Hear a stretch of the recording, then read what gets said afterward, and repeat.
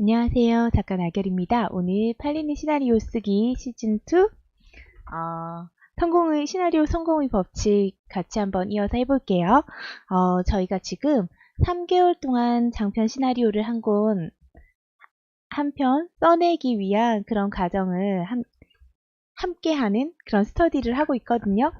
관심 있으신 분들은 월간 시나리오로 찾아오시면 좋은 프로그램들이 있으니까 함께 해주시고요. 좋아요, 구독하기 부탁드릴게요.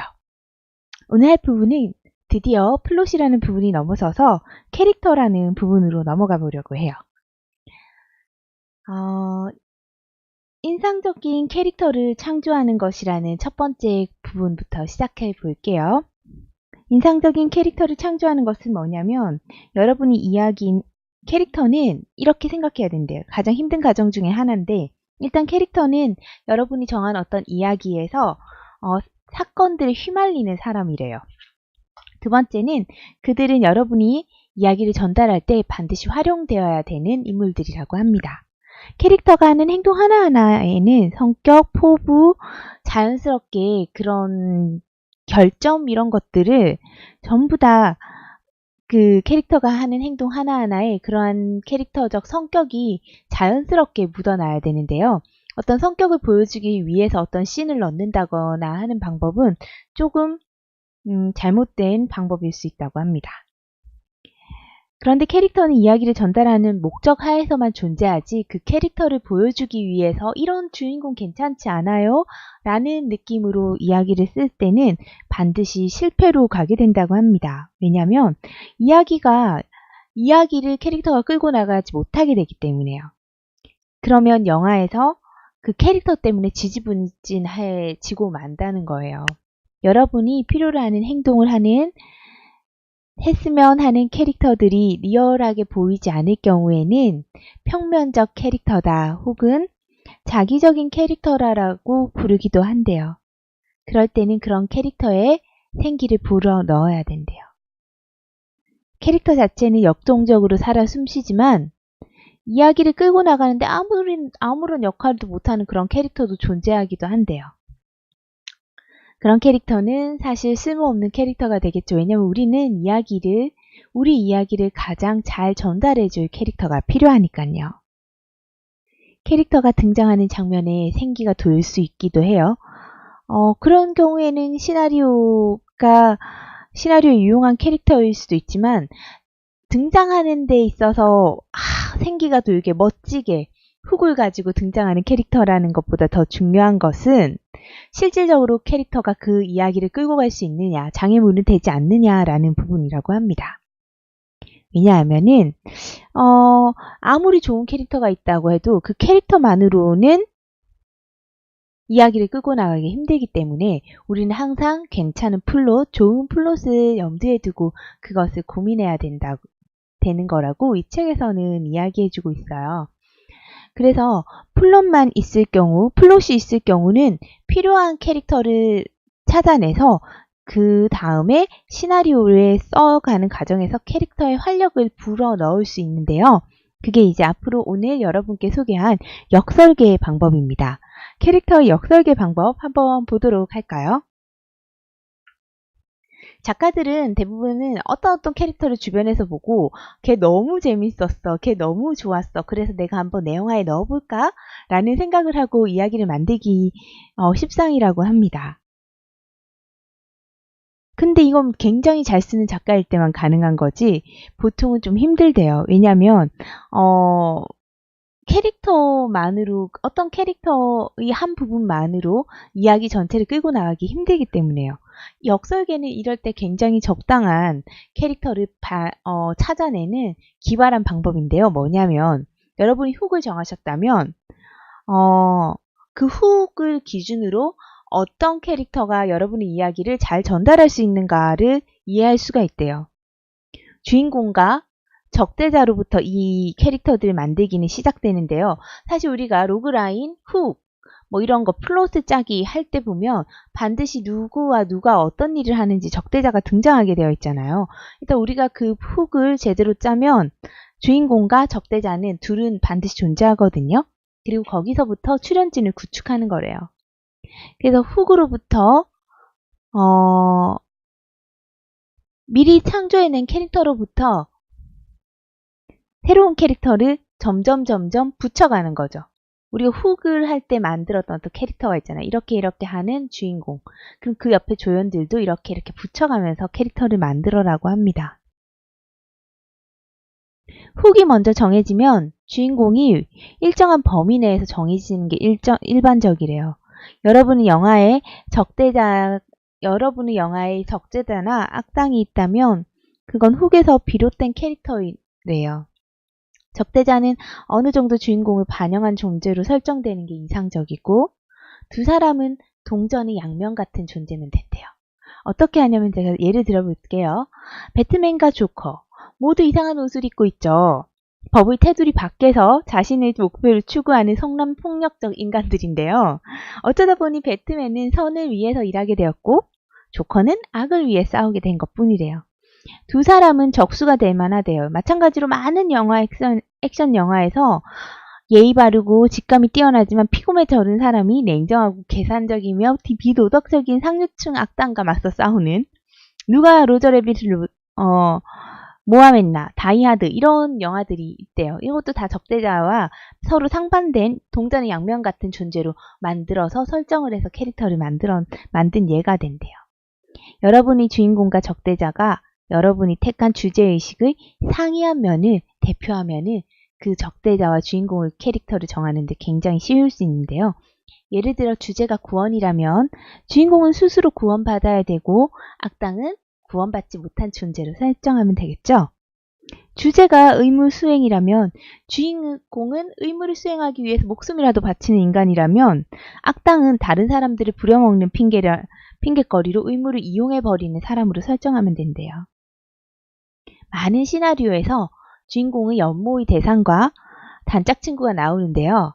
주로 단짝 친구들은 주인공이 속마음을 털어놓게 함으로써 우리가 주인공 속마음을 엿볼 수 있는 존재로 사용하게 되죠.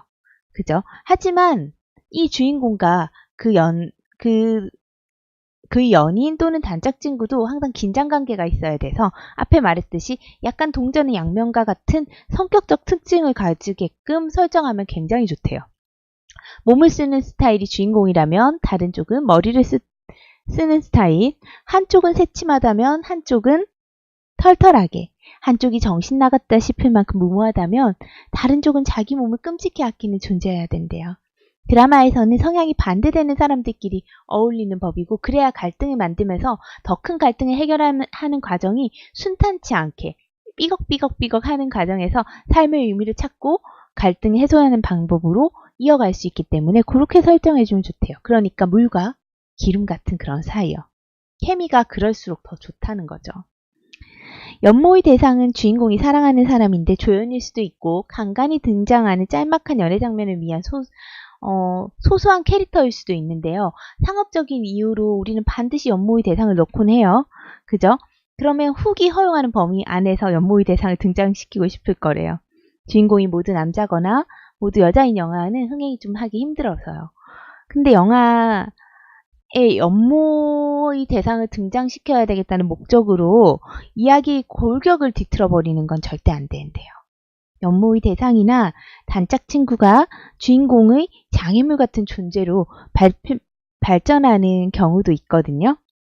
그러니까 내부의 반대자 같은 그런 존재죠.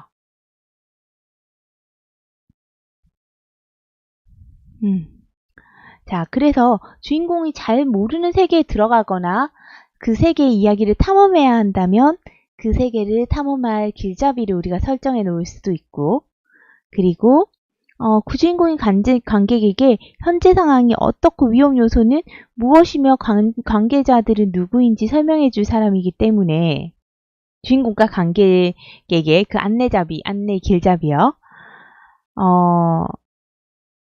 그리고 그 사람이 동시에 그런 역할을 하는 게 주인공의 연모의 대상일 수도 있대요. 주인공에게 조역을 붙여주고 싶을 수도 있고 악당에게 간악한 조역을 붙여주고 싶을 수도 있대요. 자, 조역은 주인공이나 악당을 축소시켜 놓은 존재여야 되는데요. 주인공이 용감하다면 악당은 어때야 될까요? 악당은 겁이 많은 사람이어야 된대요. 그러니까 있을 법한 캐릭터를 만들겠다고 그런 타입 목록을 만들려고 막 이렇게 덤비는 경우들도 있는데, 그런 건 다 무용지물이래요.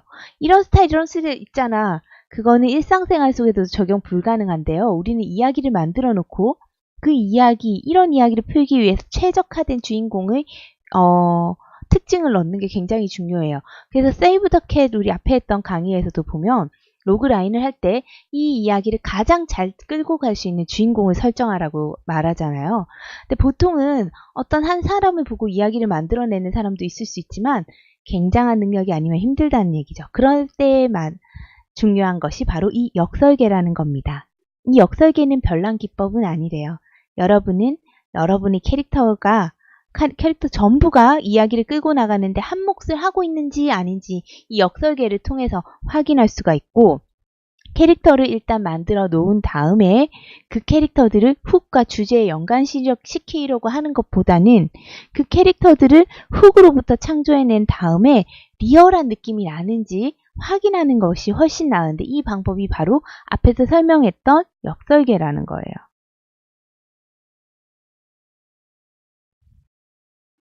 그래서 역설계도 하나의 도구에 불과한데요. 스토리보다 중요한 도구는 없대요. 각종 도구는 걸출한 이야기를 만들어내는 걸 돕기 위해서 존재한대요. 다시 한번 오늘 공부했던 역설계 부분을 이야기 종합해 볼게요.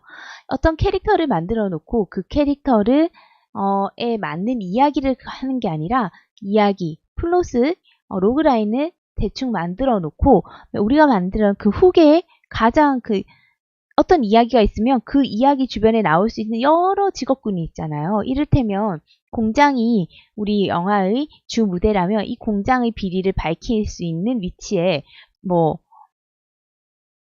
그 반장도 있고, 밑에 제일 막내 금방 들어온 신참도 있을 수 있고, 오랫동안 있었던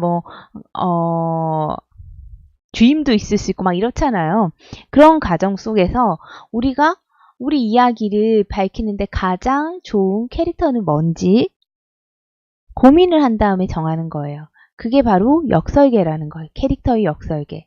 그래서 주인공과 악당이 정해지면 그 주변으로 사람들을 배치하는데요. 주인공이 어떤 행위를 할 때 필요한 어떤 사람들이 존재할 수 있고, 그리고 그 조역들이 가진 특징들 또한 주인공과 상반되게끔 이렇게 같이 해줘서 같은 목표를 향해 가지만 방법이 달라서 그들끼리 있는 과정에서도 갈등이 보일 수 있게끔 설정을 해가면서 한 명 한 명 붙여나가면서 캐릭터를 만들어라는 이야기였습니다. 월간 시나리오에 오셔서 우리와 함께 오프라인 에서 글을 쓰는 시간 함께 해보신다면 좀 더 좋은 내용으로 이 이야기를 적용할 수 있는 방법을 나눠보고자 합니다. 오셔가지고 함께 해주시고요. 행복한 생활을 위해서는 네이버 골든 해피어 카페로 오시면 되겠어요. 오늘도 좋은 글 쓰시고요. 또 봬요. 저는 이만. 안녕.